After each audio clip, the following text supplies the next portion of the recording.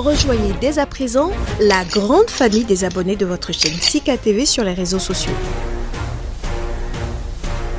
Sika TV, le vrai visage de l'actualité en Afrique, est en direct et en replay sur YouTube.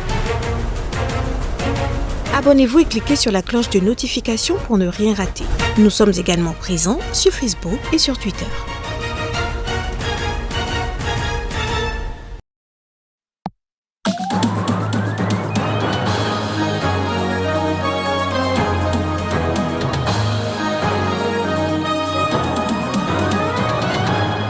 Favoritisme, c'est ce qui est entre autres reproché à Mahamadou Camara, ancien ministre du président déchu Ibrahim Boubacar Keïta. Il est désormais en prison.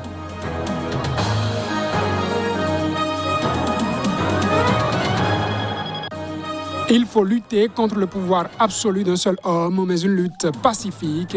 C'est ce que souhaite Rached Ghannouchi, chef du Parlement et du parti Ennahda.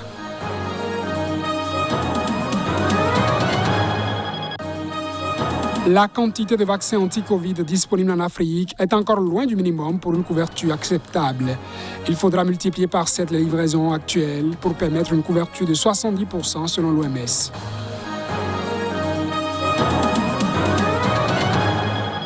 Poursuivi dans le cadre de deux affaires, celle de... Bienvenue à toutes et à tous, mesdames, messieurs. Au Mali, Mahamadou Camara, l'ancien ministre du président déchu Ibrahim Boubacar Keïta, poursuivi pour favoritisme, entre autres, a été incarcéré. Son inculpation et son incarcération font suite à celle, fin août, de deux autres ministres suivants. Poursuivi dans le cadre de deux affaires, celle de l'achat d'un avion présidentiel et celle des contrats d'équipement militaire, Mahamadou Camara a été inculpé. Son inculpation et son incarcération font suite à celle, fin août, de deux autres ministres. La Chambre d'instruction a donc suivi le réquisitoire du procureur général de la Cour suprême. L'ancien ministre du président déchu Ibrahim Boubacar Keïta est aujourd'hui inculpé, selon une source proche du dossier, pour favoritisme, faux en écriture, usage de faux et complicité d'atteinte aux biens publics par usage de faux. Selon la même source, il y a des éléments nouveaux dans le dossier. Mahamadou Camara était le directeur de cabinet d'Ibeka avec rang de ministre au moment de l'achat de l'avion présidentiel et des contrats militaires surfacturés en 2014. Des dossiers à plus de 130 milliards de francs CFA et présentant, selon le vérificateur général, de graves manquements à l'orthodoxie financière et comptable. L'UFM et la Banque mondiale avaient déjà à l'époque dénoncé de graves irrégularités dans le processus d'acquisition de l'avion présidentiel, selon le vérificateur général. En 2020, Mahamadou Camara avait déjà passé près de 2 mois en prison avant l'annulation de la procédure le concernant par la Cour d'appel de Bamako en avril 2020.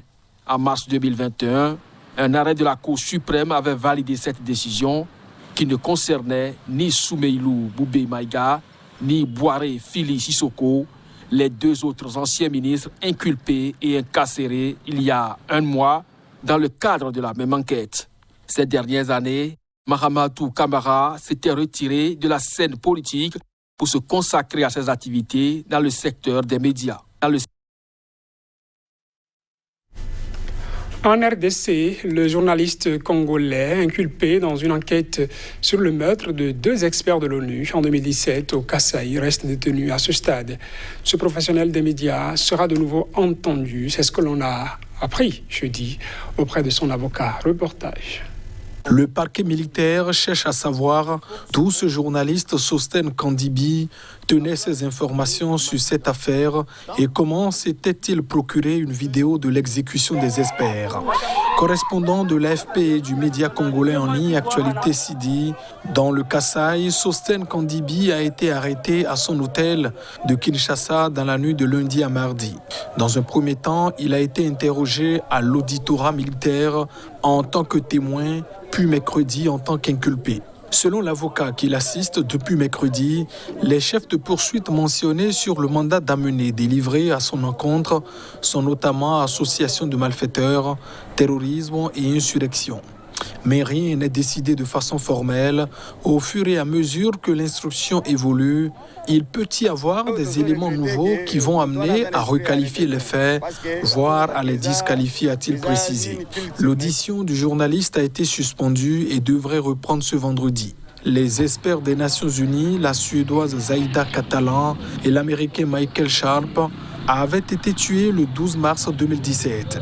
Selon la version officielle des autorités de l'époque, ils ont été exécutés par des miliciens de la secte Kamuna Nsapu, alors en guerre contre l'armée régulière. En Tunisie, le chef du Parlement et du parti d'inspiration islamiste Ennahda, Rached Ghannouchi, a appelé ce jeudi à la lutte pacifique contre le pouvoir absolu d'un seul homme. Il a lancé cet appel après que le président Kais Saied a considérablement renforcé ses pouvoirs. Détail. Le président tunisien Kais Saied, dont Ennahda est la bête noire, a formalisé mercredi son coup de force du 25 juillet dernier en promulguant des dispositions exceptionnelles, renforçant ses pouvoirs au détriment du gouvernement et du Parlement auquel il va de facto se substituer en légiférant par décret. Dans un entretien qu'il a accordé à l'agence France Presse, le président du Parlement Rached Ghannouchi a condamné les mouvements du 25 juillet comme un coup d'État et une violation de la Constitution de 2014 durement acquise par la Tunisie. La crise que traverse la Tunisie ne justifie pas un coup d'État contre la démocratie. Elle justifie un dialogue national, des réformes. La situation aujourd'hui est plus dangereuse qu'avant le 25 juillet.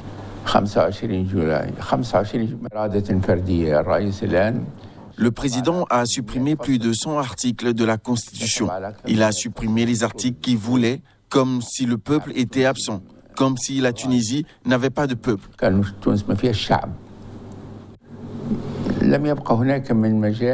La seule option aujourd'hui est la lutte. Naturellement, la lutte pacifique, car nous sommes un mouvement civil. Le peuple tunisien est contre la violence.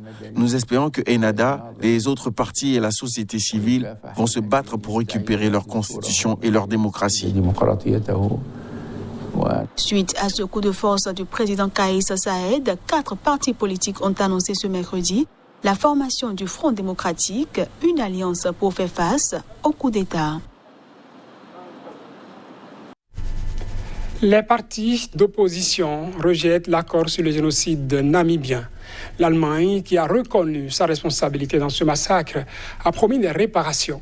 Mais les victimes et les opposants veulent que les compensations soient versées par le biais d'une série de projets et d'initiatives de développement au lieu d'une restitution qui se concentre directement sur les descendants des communautés touchées. Plusieurs centaines de personnes ont manifesté devant le Parlement namibien où devait être débattu un accord signé avec l'Allemagne.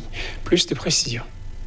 Des centaines de Namibiens ont manifesté devant le Parlement mardi qui devrait débattre de l'accord signé avec l'Allemagne après sa reconnaissance d'un génocide dans le pays au début du XXe siècle. Quelques 400 personnes, principalement des militants d'opposition, s'étaient rassemblées à Windhoek pour dénoncer l'accord passé entre le gouvernement et l'ancienne puissance coloniale.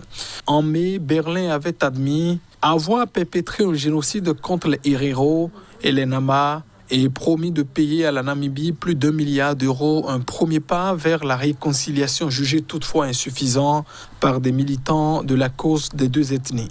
Dites non aux faux accords sur le génocide, le sang de nos ancêtres n'a pas été versé en vain, ou encore une réparation adéquate maintenant, pouvait-on lire sur certaines des pancartes brandies mardi par les manifestants. À l'Assemblée nationale, le ministre de la Défense a qualifié l'accord de réussite dans une certaine mesure, car il signifie que l'Allemagne a accepté la responsabilité du génocide. Cet accord est le résultat de plus de 5 ans de négociations avec Berlin, qui a colonisé ce territoire de 1884 à 1915. Selon l'Organisation mondiale de la santé, le rythme de livraison des vaccins Covid-19 en Afrique doit être multiplié par plus de 7 pour atteindre environ 150 millions par mois en moyenne. Cela va permettre, selon le directeur de programme de l'OMS, d'atteindre l'objectif mondial de vaccination de 70% de la population de chaque pays. Suivons ces précisions. À l'heure actuelle, une personne sur 3 dans le monde est entièrement vaccinée contre le Covid-19. Mais en Afrique, ce chiffre tombe à une personne sur 25.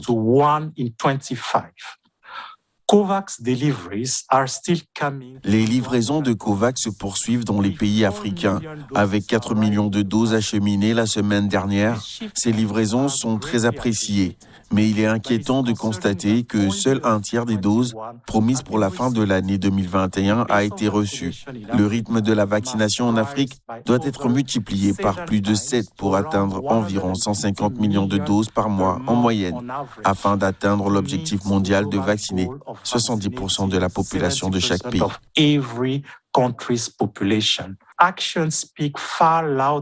Les actions sont bien plus éloquentes que les mots.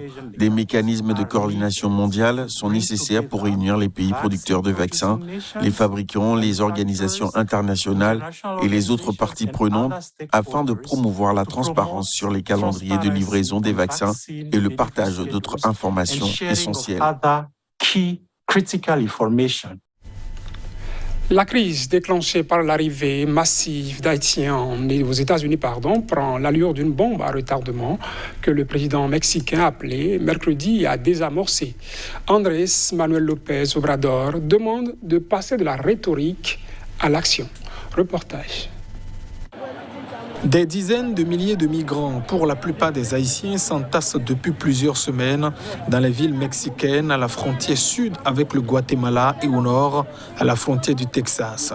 Fuyant la pauvreté et le chaos, ils cherchent refuge aux États-Unis. Pour nombre d'entre eux, après avoir traversé une douzaine de pays comme le Panama et la Colombie où quelques 19 000 migrants, en majorité haïtiens, sont bloqués à la frontière. Assez parlé, il faut agir, a martelé López Obrador pendant sa conférence de presse matinale quotidienne. Les États-Unis se sont engagés à investir 4 milliards, 2 milliards pour l'Amérique centrale et 2 milliards pour le Mexique. Rien n'est arrivé, rien, a ajouté le président mexicain de gauche. Il a proposé à maintes reprises de s'attaquer aux racines du phénomène avec des investissements sociaux. Sa proposition concernait initialement le Guatemala, le Honduras et le Salvador, mais l'arrivée des Haïtiens a encore compliqué la situation. López Obrador a nuancé son propos en indiquant qu'il constatait une atmosphère favorable à la Maison-Blanche, le président Joe Biden étant impliqué dans une volonté de règlement du problème. Et c'est la fin de ce journal, mesdames et messieurs. Merci de l'avoir suivi.